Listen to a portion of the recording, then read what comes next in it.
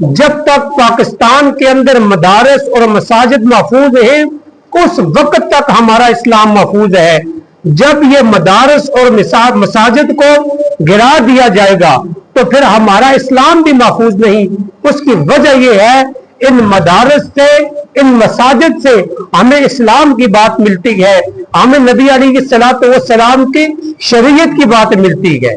जब यही नहीं रहेंगे तो उस वक्त दीन की बात कौन करेगा, शरीयत की बात कौन करेगा। तो अल्लाह तबारक व तआला ने अपनी प्यारी किताब में इरशाद फरमाया, इन्नल्लाह ला युगय्यिरु मा बिकौमिन हत्ता युगय्यिरु मा बिअनफुसिहिम। अल्लाह तबारक व तआला ने उस कौम की हालत उस वक्त तक नहीं बदलता जब तक उसको खुद अपने बदलने का ख्याल ना आया हो। जो इंसान जुल्म सहता है तो वो सहता ही चला जाता है।